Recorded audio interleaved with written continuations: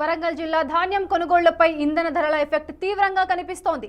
Diesel ధరల పెంపుతో transport ఛార్జీలు పెంచేందుకు లారీ ఓనర్ల అసోసియేషన్స్ 2 రోజుల్లో నిరసనకు సిద్ధమవుతామంటున్నారు. కొనుగోలు కేంద్రాల నుంచి ధాన్యాన్ని మిల్లులకు తరలించడంలో లారీలు కీలక పాత్ర పోషిస్తున్నాయి.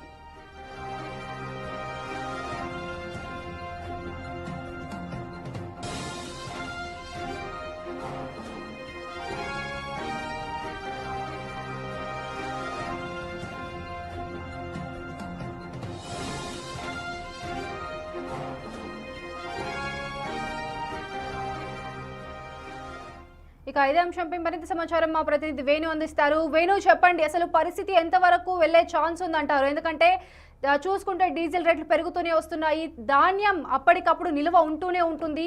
ఎప్పుడైతే యుద్ధ ప్రాతిపదికన ధాన్యం సప్లై కొనసాగిందో అప్పుడే మళ్ళీ బ్రేక్ పడింది. సో దీన్ని ఎంతవరకు డ్రాగ్ చేస్తవచ్చు అంటున్నారు? సో ఇప్పటికే కొనుగోలు కేంద్రాల నుంచి ధాన్యాన్ని మిల్లకు తరలించడంలో ఆలస్యం అవుతోంది. ధాన్య నాణ్యత, అదే విధంగా మిల్లల లోపల లేబర్లు సరిగా అందుబాటు లేకపోవడంతో ఆలస్యంతో రైతులు ఇబ్బంది పడుతున్నారు. మరోవైపు నిన్నటి నుంచి పెరిగిన ఇంధన ధరలు ప్రస్తుతం ఒక చైన్ రియాక్షన్ మొదలైంది. ప్రతి రంగంపై ఆ ప్రభావం పడుతుంది. ప్రస్తుతం ట్రాన్స్పోర్టేషన్, కీలకమైన ట్రాన్స్పోర్టేషన్ పై ఇప్పుడు ఆ ఇంధన ధరల ఎఫెక్ట్ కూడా కనిపిస్తా ఉంది. రాష్ట్ర వ్యాప్తంగా మొత్తంగా 9,000కు పైగా కొనుగోలు కేంద్రాల నుంచి మిల్లర్లకు ఈ యొక్క ధాన్యాన్ని సరఫరా చేస్తున్నాయి లారీలు. దాదాపు వేల సంఖ్యలో ఉన్న లారీల ట్రాన్స్పోర్టేషన్ లో డీజిల్ ₹3 పైగా పెరగడంతో ప్రస్తుతం కాంట్రాక్టర్లు లారీల అదనపు భారాన్ని భరించేటువంటి పరిస్థితి లేదు. సో మనం వరంగల్ సంబంధించి లారీ ఓనర్స్ అసోసియేషన్ ఉన్నారు. సో ఈ కాంట్రాక్ట్ ఏంది అసలు? ప్రస్తుతము దాదాపు 3-4 రోజుల వెయిటింగ్ పీరియడ్ తోనే ఇబ్బందులు పడ్డారు. సో దానిపై నిరసన చేశారు. గత నెలలోనే డీజిల్ సరిగా దొరక్క ఇబ్బందులు పడ్డారు. ఇప్పుడు మళ్ళీ ₹3 పెరిగింది. ఒక కాంట్రాక్టర్ గా ఏం చెప్పదలుచుకున్నారు? సో ఆర్థిక భారం ఎంత పడుతుంది అసలు మీ మీద?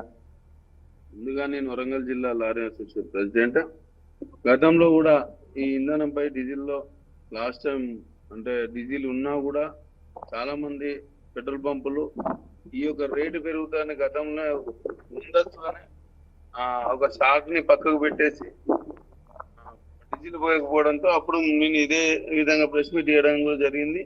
దీన్ని దృష్టిలో పెట్టుకుని అప్పుడు కేంద్ర రాష్ట్ర ప్రభుత్వాలు ఎటువంటి డీజిల్ రేట్లు పెరగట్లేదు, ఎవరు కూడా ఆందోళన చెందొద్దు అని చెప్పేసి చెప్పడం జరిగింది. మేము అనుకునేది నిజమైంది అని చెప్పేసి ఈరోజు చెప్తున్నాము.